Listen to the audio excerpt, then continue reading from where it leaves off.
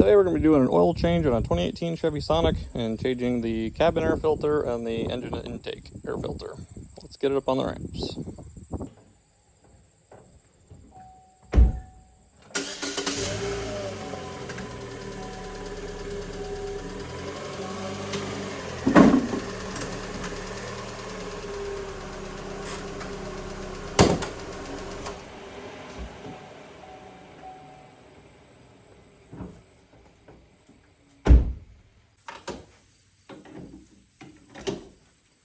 Before you do anything else, you want to pop a cold one.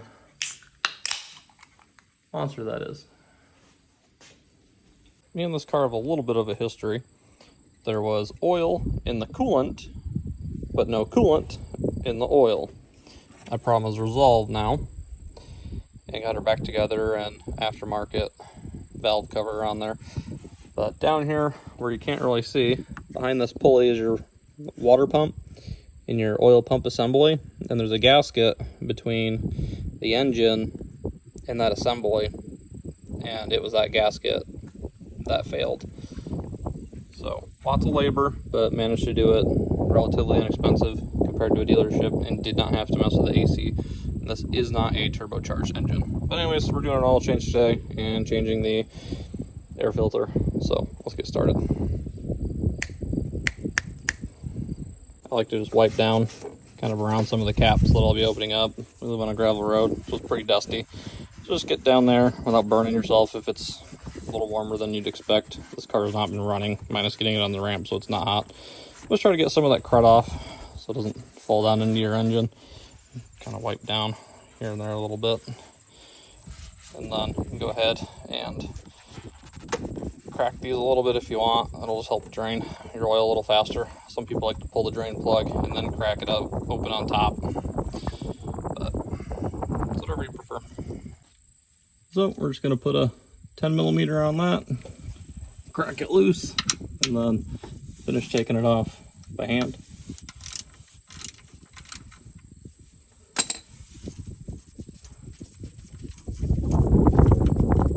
And then it's always a fun game to play if you can get it on your hands or not.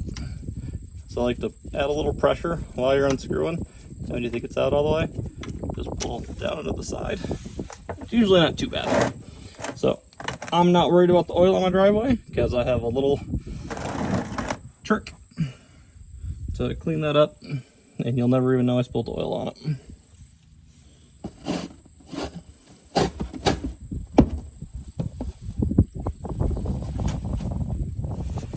Now that's draining. You just like to clean off the plug, watch the oil flow, see if there's any metal shavings or anything. So this replacement plug had a plastic O-ring, rubber O-ring that goes right there. It is currently not on there. I'm hoping it's just stuck to the bottom of that pan right there, which I'm guessing it is. Guessing the last time I changed the oil, there's a good chance I cleaned it too good and didn't re-lube it with a little bit of oil, and that plastic O-ring is just stuck down. So it's windy again. Taking the oil off to the side. I don't mind. It won't be difficult to clean up at all. Don't worry about it. It happens.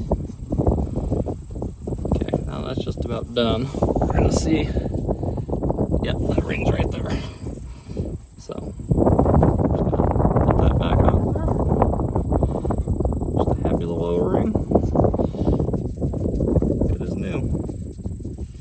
not particularly worried about it leaking, so if it does, I'll check it in a day or so and do another oil change. So while that drips and blows everywhere and makes a mess, I will show you how to clean that up, I promise, and it'll be super easy. Let's go up top and pull the oil filter. Okay, for this next part, you're going to need a 24mm socket. It's going to go right on there. This is my oil change setup. I do have a nice DeWalt toolkit I use for bigger jobs, but this is something I just keep throwing in the bottom of the bag and pull out for little projects like this.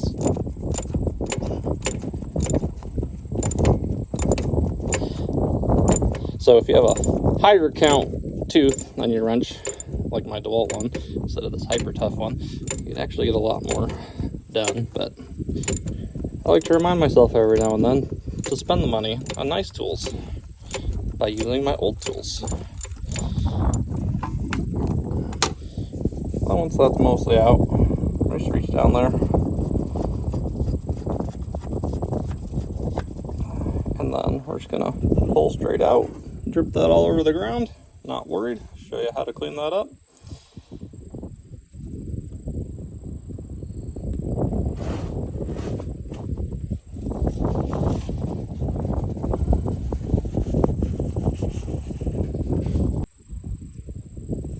Okay, so that old filter just pops right off. And then do yourself a favor, go to Harbor Freight, spend $2, buy a pick, throw it right in there, and it just makes it that much easier on yourself instead of trying to use the flathead screwdriver. Just gonna set that there. Open up our new one. This one takes the M1C257A for Mobile One. Just got it at Walmart, like, I don't know, 10, 12 bucks.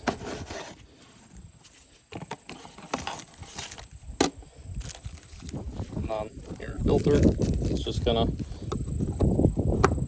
press onto the bottom, just like that. And then this one does come with a secondary smaller O-ring that we will not be using for this one. And other vehicles might be required, but it's not required on the Sonic. And then there's still a little oil in the cap, so I'm just gonna kind of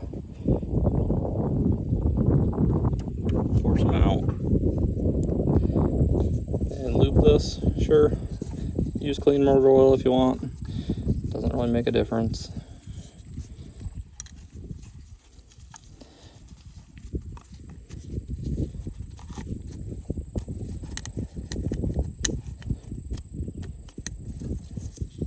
Okay, make sure it's seated in the right groove. It's not too low, not too high. Grab your rag, do some damage control if you want. And we're just going to take that.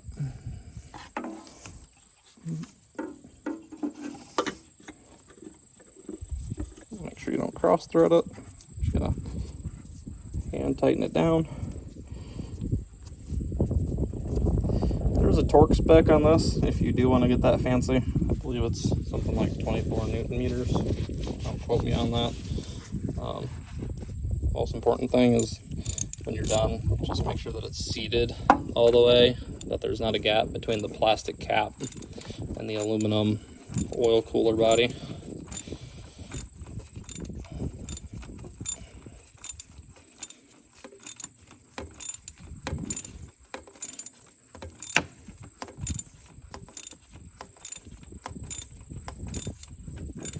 So you'll feel it kind of bottom out, and then you're just gonna give it a little extra, nothing crazy. Okay, so we're gonna come back down here. Pretty slow drip at this point, so I'm pretty confident we got all out that we could.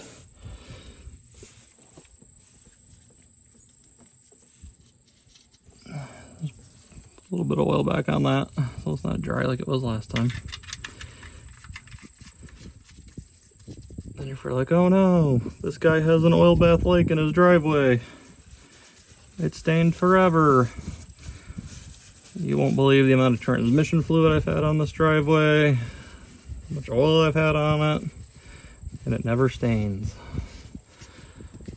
One simple solution. Promise. And then there also is a torque spec for this, if you want to get fancy. We're just going to do the old bottom out and gentle pull. Nothing crazy. It's aluminum. It's not going to just fall off. Just make sure it's snug. Okay. Now I can go back up top and add on our oil. I will soak up just a little bit of it. But as far as staining, not worried about it staining.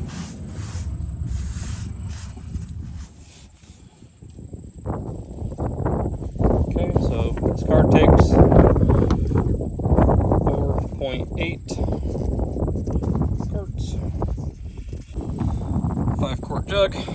5W30, SAE right there, and then Dexos 1. I just keep a note in my phone that tells me the filter I need, the oil I need, the amount. It's just easier than searching it every time that I need to do an oil change, and then getting AI responses that have no idea what the hell they're talking about, that are just all over the map. So look it up once from the GM website, note it down yourself, and then just reference that. It's safer.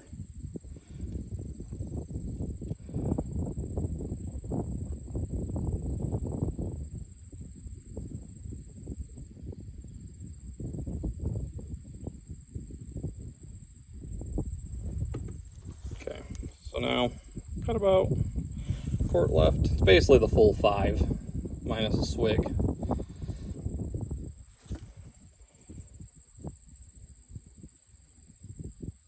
I think we'll just roll with that for now until after we get it off the stands. Let it run for a couple, 2-3 minutes, and then we'll check our level and see if we got to add that last little bit.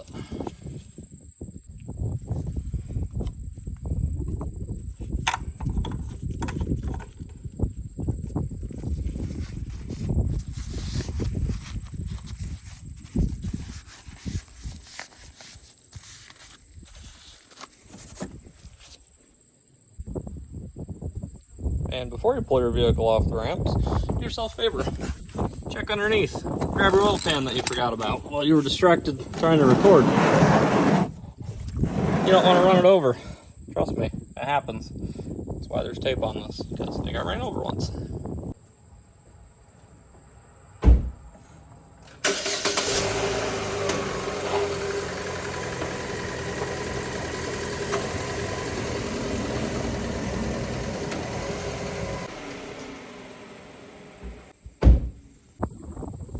Okay, cleanup time. Grab a rag, just wipe up a little bit of your puddly stuff. Just don't need that running off into your storm drains or something. Then, you're just gonna grab a bottle of Simple Green, all-purpose cleaner, undiluted, ready to use. And you're just gonna stand here, not even bent over, and you're just gonna spray everywhere. Nice and heavy like.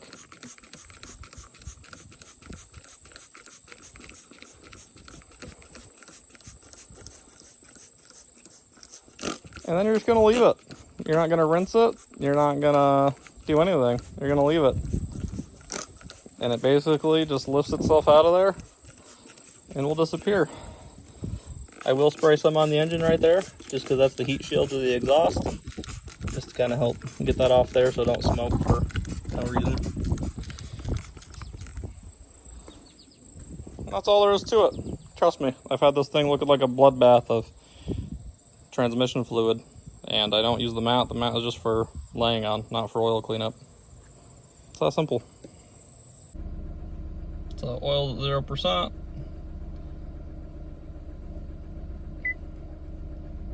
Now it's at 100. And then my wife had these awesome little stickers made. So that's when it was changed last. That was the mileage. So my mother-in-law missed the part where you better tell Nathan, because she was a little bit past on her oil change this time around. And then I got the new sticker made up right here for it today. And there we have the new sticker. Time for the engine air filter. This one takes a T, I believe it's a 25 bit. Just 2 of those.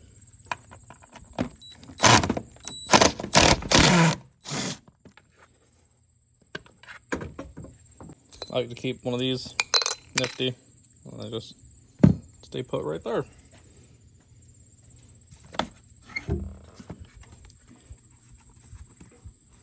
Just gonna pull out the old filter. See, it doesn't look too remarkable, but we live on a gravel road with lots of dust. And then up in there, a little bit of debris, so we're gonna vacuum that out.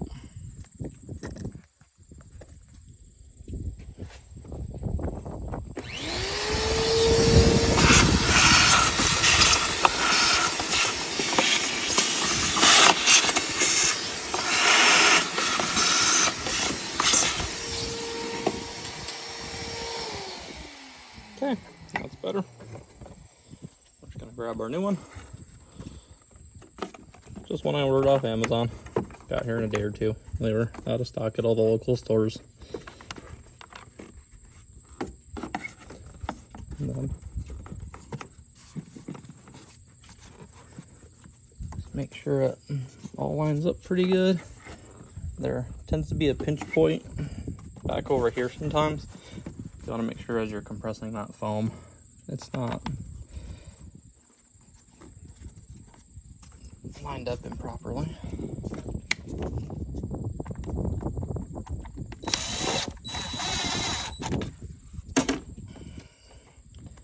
And I'm not using the drill to, impact these down, just get them snugged up.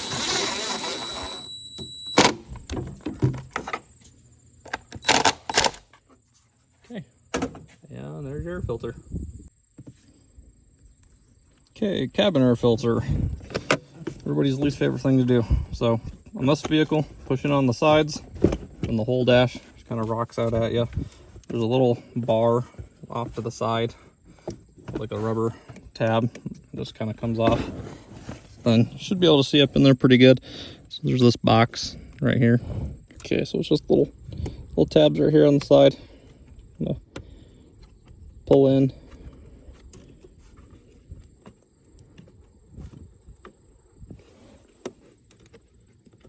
And the little door flips up. You can see your airflow arrows pointing down. Let's see if there's been a mouse or anything in here, because we live out in the country and it happens. See how dirty that is? So if you are still going to a dealership and they're like, hey, you might want to change your cabin filter, and they want to charge you a stupid amount of money, well, it is a stupid amount of money, but you definitely do want to change it, because this was not changed that long ago. But when you're cranking your AC and your heat, it doesn't take long.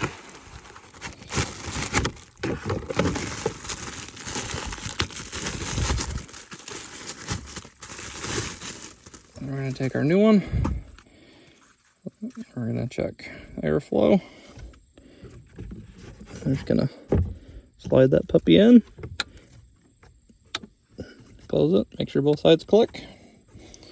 And then just a matter of putting it back together. We're going to attach that little side round piece first. And then we're going to get that underside.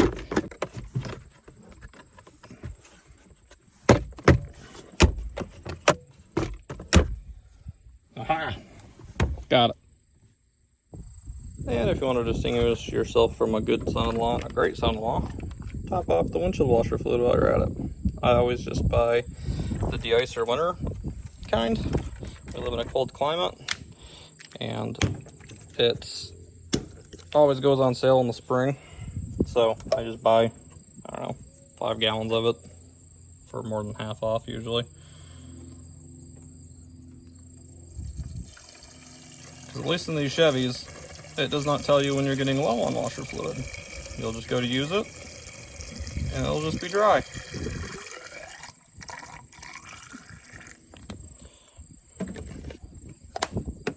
That's a wrap. And yes, that was a dirty battery. She had corrosion on there. And it's way better than it was, because I cleaned it. So I like to have an idea and keep track of how much oil, if any oil, the car's been burning. So I always keep just an empty one. There's nothing in this one. And then I take the pan, dump it back into the jug. That way I can kind of measure it, see how dark it is, maybe see if there's any glitter, sparkles. It's super dark, but she was pretty overdue on an oil change.